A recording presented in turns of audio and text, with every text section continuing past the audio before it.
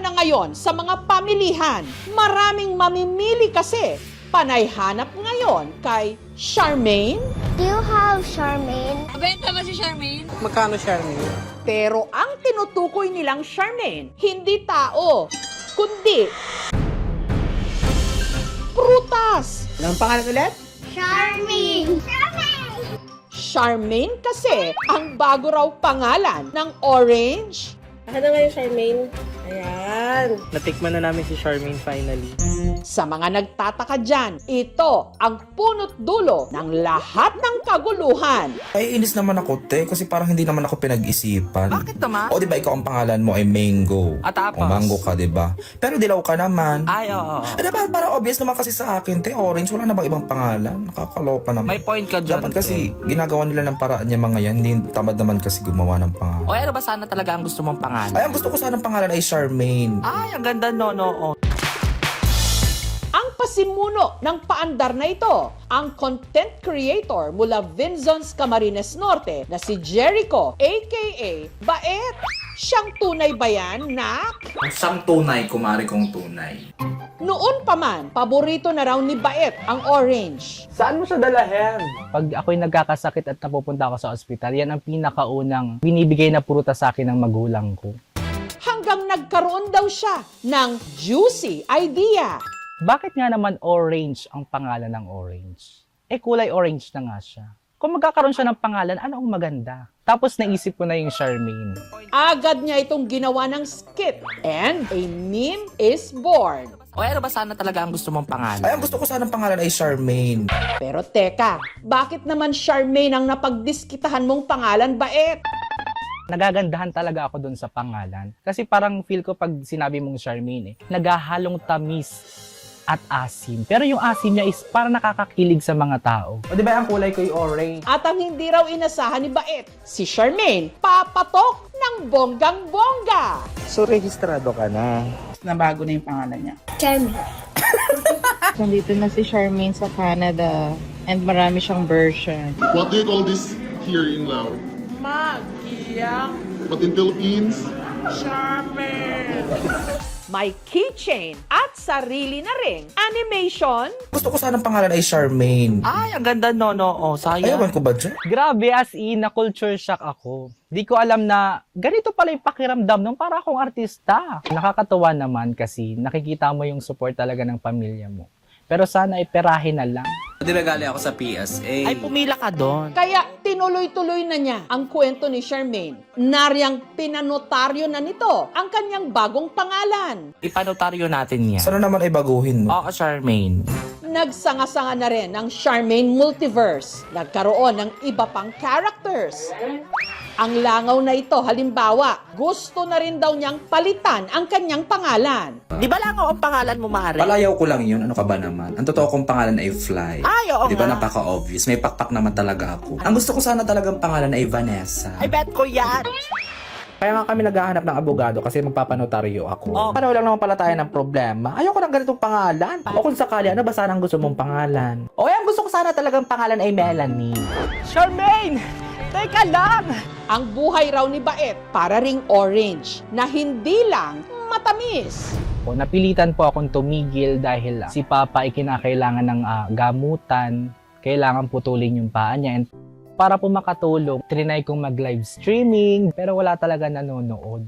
Ang nanonood lang sa akin si Mama, si Ate. Sabi ko, gumawa na lang tayong GC. Parang ang gusto ko na mangyari is maging na lang akong source of happiness ng karamihan. Sinubukan ko maging content creator. Doon ako nagsimula sa, hugasan ko na to. Hugasan ko na to. Ay, wag mo nang hugasan yan. Kami na niya. Sige po. At nagulat ako, nagkaroon ako ng viral video. Hanggang sa nakilala naman ako sa, hello, si Taylor Swift to, naki-online lang. Be, si Taylor Swift to be, oo, naki-online lang sa friend ko. Salamat kay Charmaine. Gumulong ang mga oportunidad. May mga pumapasok naman na po ng mga brands. Nakabili na po ako ng motor. Next na po niyan, bahay naman. Pero kung pwede naman ipa-advance ko na ngayon, send mo na lang sa akin. Ang pangalan ng prutas na orange ay, oo, nauna siya roon kesa sa kulay na orange. So, galing daw siya sa word na naranga from a Sanskrit word na nag-i-indicate ng orange tree. Actually, napunta sa Europe na eventually na-translate as orange. Sa pagsikat ni Charmaine, hindi lang si Baet ang winner. Pati na syempre ang mga nagtitinda ng mga Charmaine oranges. Gaya ni Adelaida na may pwesto sa bagsakan ng prutas dito sa Quezon City. Dahil po sa trend na orange na tinawag na Charmaine, lalo pong gumanda po ang pagbebenta namin ngayon ng orange. Dumoble. Tuwing alas 5 ng hapon, ibinabagsak sa kanyang pwesto ang mga in-order niyang oranges na galing pa raw abroad. Yung pong bigat, yung po ang juicy. Pag po hindi po siya mabigat, dry po siya. Wala raw lugi sa negosyong ito. Ang orange daw kasi mabenta kahit pa hindi peak season o napapanahon. Marami po kasi siyang ginagamitan yung orange. Like po sa mga juicer, kaya po hindi po pwede talagang mawalan po ng orange. Ang mga citrus gaya ng orange, nutritious, na nakakatulong sa ating immune system. Ang fiber naman, ito ay nakakatulong sa digestion ng ating tiyan. At ang potassium ay maganda naman sa ating puso. Kaya all year round, mabenta rin ang orange juice. Gaya ng negosyo ni Michael, na puro raw at all natural, wala raw halong kemikal. Honey, ginger, saka lemon. Tapos yung tubig, sir. Pang dagdag lasa. Walang artificial na halo, sir.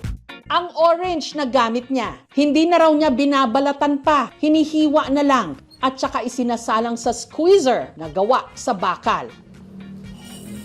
Style namin, kada piga, yung balat, iniipon lang namin, sir, hanggang maging bundok. Parang visible, sir, tignan kasi mamanga, ang daming balat eh. Kaya ang kanyang pwesto, nangangamoy orange zest.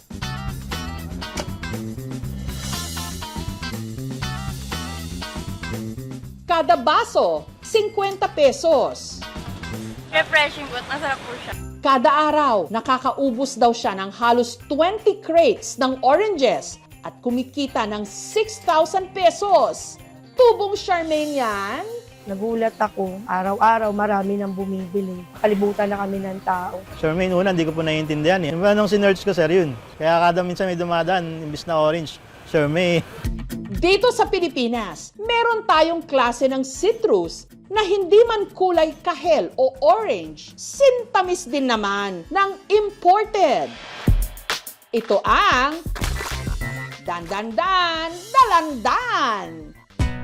Sa ekta-ektaryang tanimang ito sa makilala Cotabato sa Mindanao, may halos 1,500 na puno ng dalandan na itinanim at pinalago ng Green Thumb ni Toto. Kada linggo, nakaka-harvest sila rito ng 2 toneladang dalandan.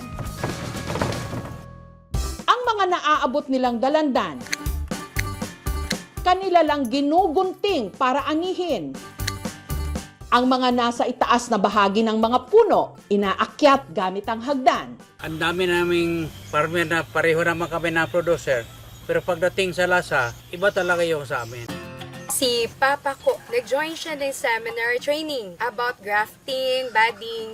From then on, nag-start siya ng sarili niyang business, which is the plant nursery. Si Mama ko is working po as isang company sa Davao, which is in line din po sila sa fruit. Yung boss ng mother ko, binigyan siya ng isang seedling, which is eto nga pong oranges namin ngayon. Hanggang noong 2004, nagtanim na sila ng dalandan. About 3 years, nakapagtanim kami ng almost 500 trees. Kailangan i-consider talaga yung fertilization. And of course, yung tinatawag natin na TLC, that tender love and care.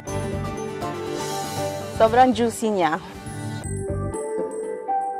O ano ba sana talaga ang gusto mong pangalan? Ay, ang gusto ko sanang pangalan ay Charmaine.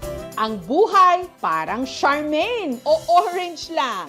Kapag maasim pa, konting hintay. Dahil sa tamang panahon, ito rin ay tatamis!